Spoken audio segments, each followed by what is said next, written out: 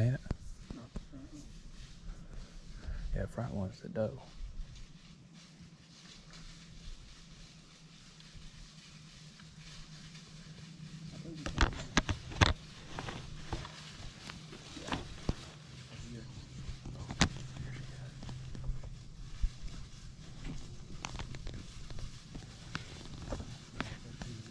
Yep.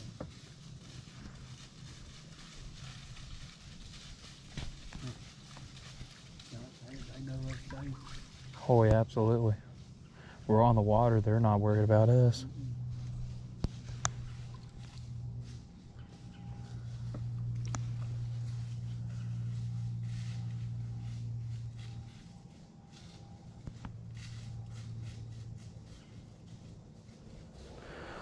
Alrighty gang, Crappie Cav here again. I got my little ultralight fishing rod here and a jig head to show you the way that I specifically aim to fish for crappie, especially at this time of the year. I know you've seen a lot of crappie videos that I've made already, but I feel like that I've not really specifically have gone into the detail how I fish for crappie using the setup that I do. So I'm just going to show you real quick what I've got. Okay, now as far as this pole right here, this is a Bass Pro Shops brand. It's on the cheap end of the spectrum. I bought this at a Bass Pro a few months ago for just $40. But it's the Bass Pro Doe Bait Special. Okay. And when you flip it over here to the other side, I know it's going to be very hard to see in the camera, but it's you know, made for lure weight from 1/32 ounce to 1/8 of an ounce. You know, made for 2 to 4 pound line weight. That really don't matter. Obviously, you know, you could probably stick, you know, a 16-pound line on here. You know, it'll be perfectly fine. I mean, it's not sporty to me, which is why I've got this 4-pound test right here made from Suffolk.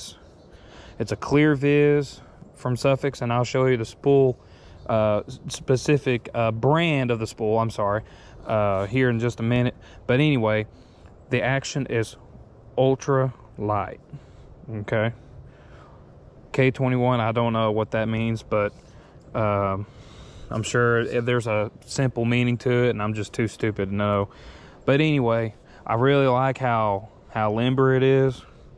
You know, that's a lot of flexibility right there. A lot of you know, a lot better way for me to set the hook. Like, let's say this is the crappie right here. My fingers, it's his mouth, and I've just got the bait right here. Well, then I go and set the hook. Look at how, well, it's hard to tell in the camera. When I set the hook like that right there, the crappie's got its mouth. That's a lot of bend in that fishing rod. And even when I let the line go like that, it doesn't really jolt out at the opposite direction. That's how flimsy the tip of this rod is and how weak and limber the rod is. I mean, look at that. I don't know if you can, let's see here. There we go. I know it's kind of hard to tell on the camera. Man, look how much bend that's got. I love it. Strong, flexible, little cheap fishing rod. Most of the time when I'm using bait, fishing the Clinch River, I use natural bait, such as this thread fin color right here. And the reason I really love this thread fin color,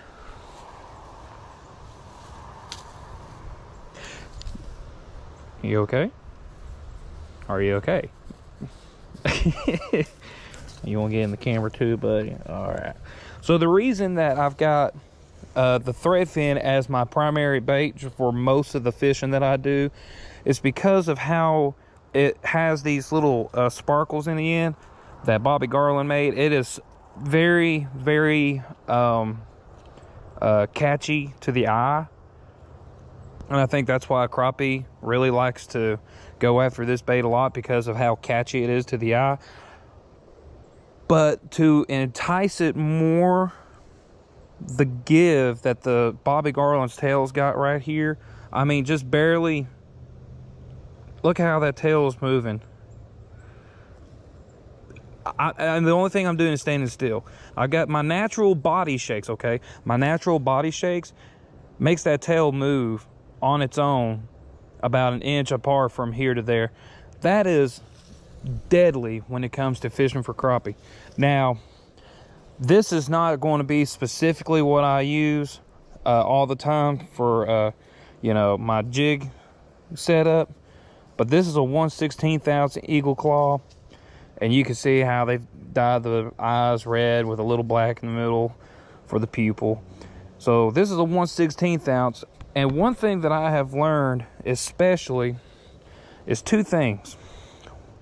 One, okay, when it comes to fishing modifications, when it comes to this jig head, I like to bend the hook back just enough to where the point of the hook is facing up.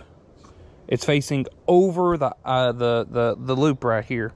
Okay, that hook facing over the loop right here allows the crappie to get hooked a lot easier. See, the hook is looking straight at the eye right here where you tie your knot. You'll have a less chance of the crappie getting the hook set in it, because that hook is coming more straight out of its mouth rather than getting hooked up into the mouth. So anyway, there's that deal on that modification. The other one, which I haven't done it on this one, but the way that I modify keeping my bait on really good on the jig right here is, a lot of times I'll take the pliers and I will cut that little lip off right there. One other thing that I do, and you know, in specific detail, is look. Now this is a polymer knot, okay? Now how far back you cut your tag line, that's up to you. I normally leave it about, actually normally shorter than this right here, but it don't bother me none, because it kind of sort of acts like a natural weed guard. No, it's a 4-pound test. It's not truly going to, you know, keep you from getting hung up in brush, but it may. You just never know. So I kind of leave a little bit of a tagline like that. And plus, when a crappie gets a hold of it and he gets up and he gets a hold of it like that, you know, the line's so weak that the crappie don't feel that. You know, it's very thin line. It's, you know, so all the crappie's feeling is literally this jig right here. Like here's its mouth, and he's coming up for it, and he's doing that right there. He don't feel that line until he feels a tug. That right there is obviously when you set the hook. But one specific detail that I do that I feel is different from everybody else. See, a lot of people, when they do this kind of setup, okay, this is, I hope you can see it in the camera, folks. Let me see if I can turn this way. So the way that the knot is set up right here is pointing straight up, okay? Well, when it's pointing straight up, look at how that jig is angled down this way. Now in the water, it may not hurt as far as the action you're putting into it, but as far as it looking realistic, it may or may not play a factor into crappie fishing. So the way that I try to help myself is, and of course this is a heavier, you know, this is a 1/16 ounce. Most of the time I'm using 1/32 ounce, but this still works out the same even on 1/32. So what I do a lot of times is I will pull that that knot. I have it pulled looking that way, parallel with the bait. And when I do that, look how much more straight that is now. When it's in the, now, no, it's not perfectly straight, but it's more realistic looking, okay? The way that that knot is now angled parallel with the lure, and or the, you know, you know, it has more of a realistic effect in the water, laying the same way the fish does, you know. What I'm going to do here is show you what this looks like with that the little anchor right here for the bait. The way it's angled, I want to show you what it makes the bobby garland look like. And I'll fit it over it like that. Now, to the naked eye, it don't seem like much. It's going to be very hard to tell in this camera. Can you tell that little bulge right there? I don't know if you can or not on the camera. And I normally hook this up a lot better than this. This bobby garland's a lot crooked, but for demonstration purposes, I just want to show you how that bulge right here sticking up can rather quickly destroy your grub, whatever you're using. It don't matter if it's bobby garland, a little tub or a tube, whatever you're using. That bulge right there, it won't affect the enticement for the crappie to bite it. But what happens is when crappie and other fish go and take this bait, the more times that you put the pressure on that on this jig right here, that's what happened. It's going to go down, it's going to rip right through, just the way you see it right there. Okay, so from that point, you have to, you know, do two things: either throw this grub away, or if you're like me, the part where it's ripped up right there, okay, that part right there, get you some scissors, bring some scissors with you, normal pair of scissors, and just cut that part right there off. You'll have that much of a bobby garland left, but that's okay because that tail's still doing most of the action. Your hook will be, see, it's hard to tell in this camera again. Your hook hole came out to about right there, okay? Let me use this hook for example. So there's where the hook came out, right here. So if you cut that and then rebait your grub on the jig, your hook will come out right here. So let's go and do that. I'm not going to go and get a pair of scissors. I'm just going to do that right there, okay? So let's just demonstrate how that works. Now, obviously, I ain't got to worry about doing that if I use my pliers or whatever and cut this lip off and I fit it over it, because of how rough after you cut this part off is. It'll hold that jig pretty good on there still. I mean, you know, you ain't got to worry about, you know, it slipping off or whatever, unless you get hung by a tree, but, you know, that's fine either way. So once that's ripped off, then you got, you know, your bait looks like that right there. I'm going to dangle it over the camera here and see if you can tell. That looks very gaudy because of how the body sticks all around the head of the jig right here. But in performance and what it needs to do, look at that tail. That right there is your ultimate action right there. Your ultimate action is this tail right here, no matter what. So as long as it's still doing that, okay, as long as you're jigging and you're doing that right here, it's going to perform exactly the same as if you had it brand new put on the jig head right here, okay? When I cast out in the water and that bait's coming down, let's say I just casted it right here, just, you know, you're over here, you're in the boat, you just cast it in, here's the bait right here, and it just hit the water. When it comes down, when you put tension on that line, after you let it go and sink straight down for a little bit, it's going to come down like this right here. A lot more straighter than that though, because technically your line is like this. So your line's like this. This is how your bait's going to act in the water, okay? That is deadly, folks. I'm telling you, that is deadly. Now, I'm going to let y'all watch the rest of this video. I got Uncle B with me, and he caught a lot of good fish too in the video.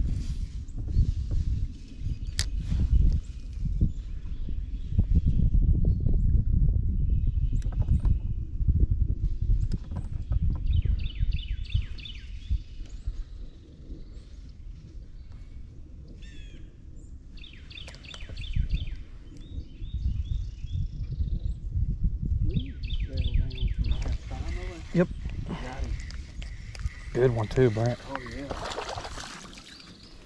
real good. Deep, wasn't he? Yep, deep.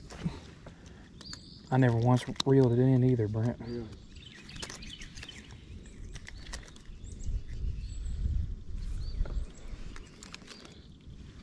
All right. That's a You solid. save him or no? Yeah, I'm gonna save him. If nothing else, you can come back with him, send it to us. Yep.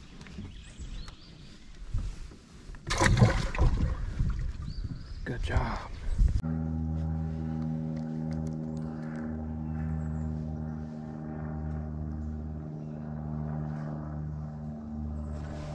Here we go. Oh yeah, I'm gonna change those. That's another good one. Yep, I'm gonna change those. That's pattern there. Let's Yep. see, what's that red? It's got that red in it, don't it? Nope. It ain't got no red sparkles in it? Not the Bass Pro brand. Nope. Let's see. I don't know, Brent. I might have to admit. No, yeah, he's good. He's about 10.5 probably. Look here, what's this?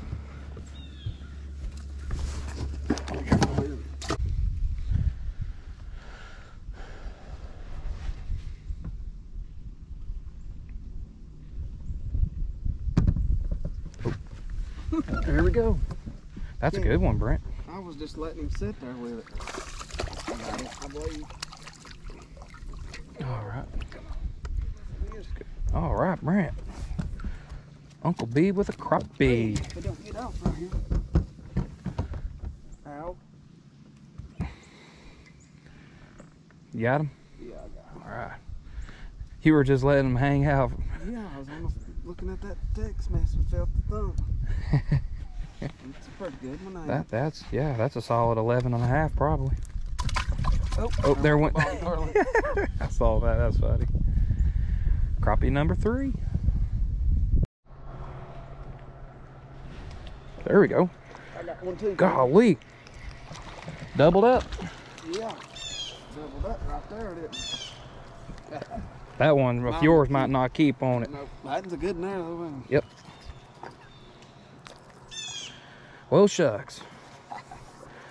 Doubled up right That's there. cool right there, Brent. Yeah. They're deep, though, ain't They are deep and I don't know how slow. deep. I don't even know. There's not really on depth. There's not a pattern.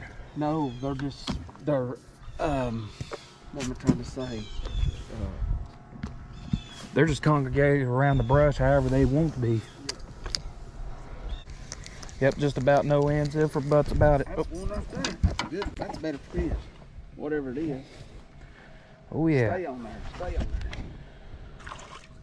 Oh yeah. Good crappie. That's about an 11. You think so? I'll bring it down to. I'll bring it to 10 3/4. 3? I'm gonna say 10.5. 10.5. Ooh, get your nose in that out of that peak. Ooh. 10 and a little over 1/4. Oh, just 10 1/4. So about. Nah, I'm on. About 3. So 10 3/8.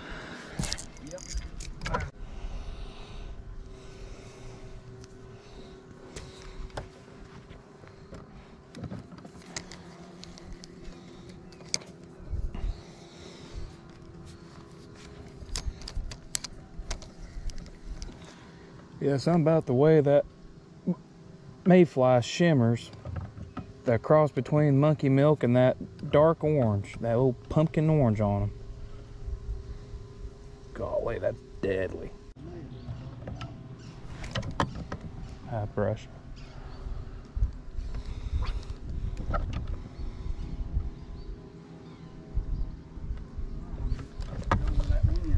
Mm-hmm.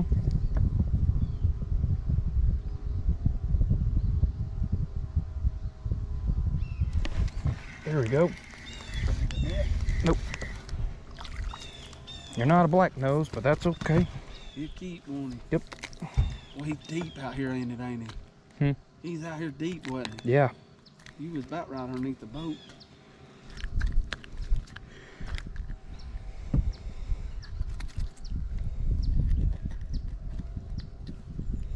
Mayfly.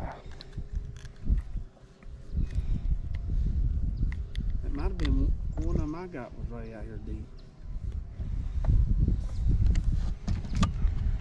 Floating, but I think they'll be all right. Oh yeah.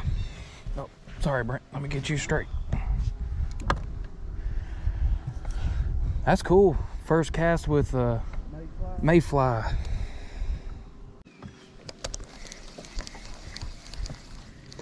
Look. Yep. Yep.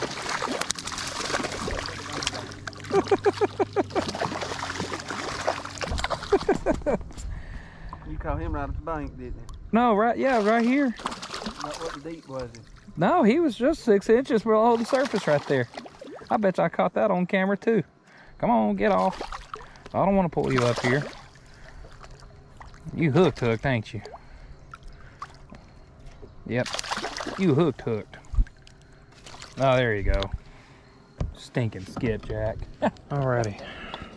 As I get one of my cats into the video right here. What's up, Marlo? Yep. Listen to the way she meows. What is it? Ain't that something? We got another cat. She's a princess in the bunch. Her name's Honey. She's over there somewhere. Yep, there she is. There's our little other cat, Honey.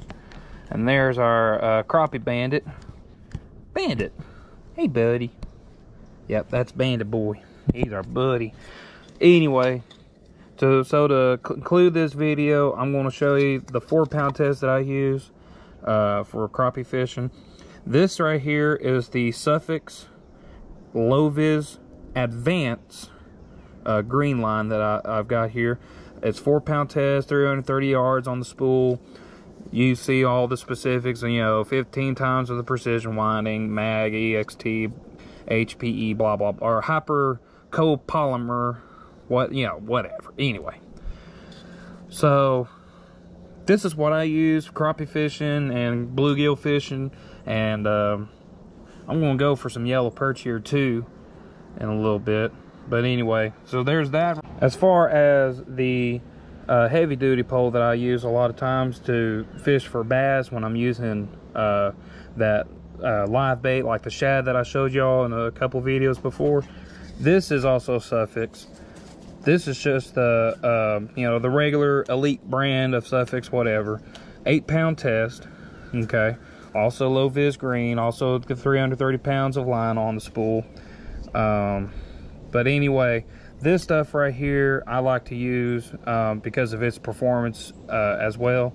It does really good, staying strong, keeping the fish hooked up without snapping the line or whatever. Now obviously you get in a snag, it's going to break no matter what you try to do with it. But as far as just the performance of the line, this is what I prefer to use. But anyway, that's it for the video. I just want to show you these two that I use, two fishing lines that I use for what fishing I do before I let y'all go. But that's it to the video.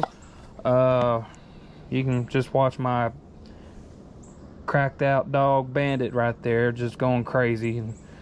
Anyway, we'll deal with that after this. But thank y'all so much for watching. I hope y'all enjoy the video. I know Uncle B enjoyed fishing with me. Always a pleasure to have him on board.